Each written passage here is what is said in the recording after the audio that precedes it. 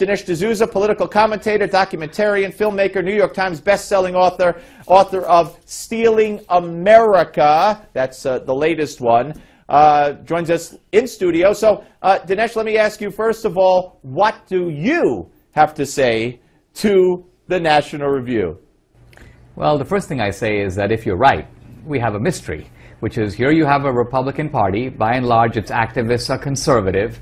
How is it possible that a man who betrays the fundamental principles of conservatism is leading in the polls?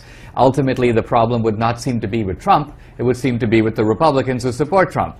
So the National Review, in a sense, is being a little weak in not attacking them because they'd be attacking their own constituency, their own readers. So I think the question is this. What is the secret of Trump's appeal to Republicans and to conservatives? Number one, he's the most politically incorrect man in America. That's appealing. The other Republicans always seem to hold a little back. Trump holds nothing back. Number two, he's a Republican candidate for president who's not scared of being rich.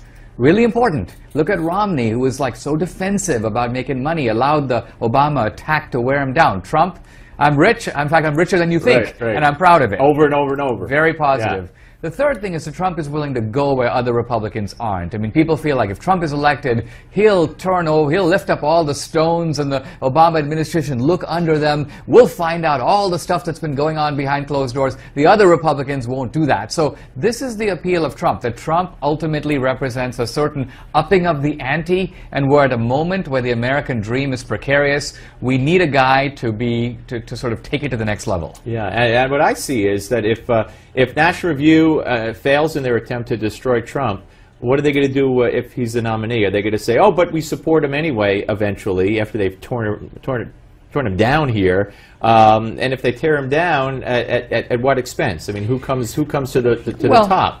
I think the National Review contribution to this debate is not bad. I think it is good for intellectual conservatives to weigh in on this. Their points are not entirely invalid.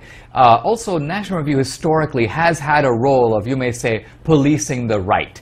Even in Buckley's day, there was the John Birch Society. There were people who were anti-Semitic who claimed to be conservative, and Buckley saw it as his job to say, the fence is drawn over here, you're on the outside of the fence. So they're trying to play a little bit of that historical role, but of course the circumstances are quite different. Do you think it backfired? Do you think that, you know, the average Trump supporter doesn't know and couldn't care less about National Review, will see it as, even though it's not necessarily establishment, and they'll say, hey, just makes Trump's point? Yeah, I don't think this is going to dent Trump's real support. I don't think so. What it will do probably is ostracize Trump a little bit more within the intellectual ranks of the Republican Party. But those intellectual ranks are a small part of the overall strength of the party. Let's listen to something Lindsey Graham said about choosing between Donald Trump and Ted Cruz. Let's watch. If you nominate Trump and Cruz, I think you get the same outcome. You know, whether it's death by being shot or poisoning, does it really matter? I don't think the outcome will be substantially different. All right, so, you know, he doesn't want Cruz, he doesn't want Trump. He probably wants, he does want Jeb Bush. Or who did he endorse? I think it was Jeb Bush. Perhaps. I think he originally wanted Lindsey Graham. Yes, yes. But that came up a big zero, yeah. Yeah. Look, you know, Trump and Cruz are very different. Cruz is an intellectual guy. I don't think the National Review would say those things about Cruz that it said about Trump. But there is a common denominator between Cruz and Trump. They are the two ultimate outsiders of the Republican Party, because Cruz has alienated much of the establishment. Trump is no member of the establishment. So it's not a secret that the inside guys are doing really poorly. Ben Carson was doing pretty well, even though he came out of nowhere. So I think what this should be a real message to the RNC, that you guys have messed things up very badly. It should be a real message to the Republican Congress. You've been in charge for the last couple of years. What have you done? Nothing. All right. Talk about an effort to get your file from the Justice Department. Who's behind it? I believe a very distinguished member of Congress. And what's the purpose of it? So Congressman Ron DeSantis of Florida has been following my case.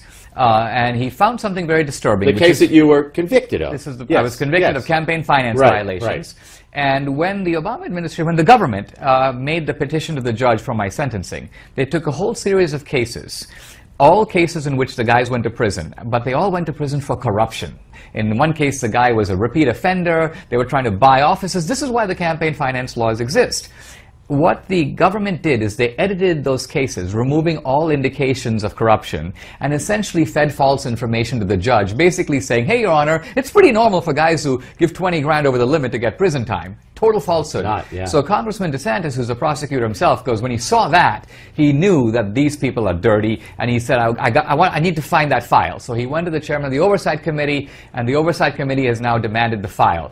Very interestingly, the Obama Justice Department is dodging. We can't give you the file. We'll give you a briefing. We don't really feel it's appropriate. So the next step is a subpoena. But their cagey behavior tells me that there's something in the file that they're trying to protect. Wow. What do you think it is?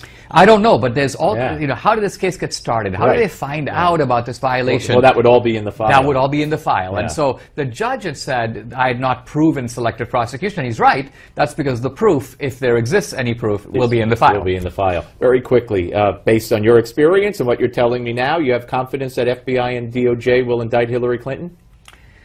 I don't know. I do think that as with Hillary, this bizarre behavior in Benghazi with the emails needs a deeper explanation. She's a very seasoned public official. The idea that she would just set up this private server, oops, I don't think so. She had a reason to do it. She had a motive. Something was going on. There's information in there. She didn't want to be out here. And so that motive will be the clue to the whole thing. Yeah. Great to see you as always, sir. My pleasure. Pleasure to have you in studio. And Dinesh D'Souza, ladies and gentlemen, thank you.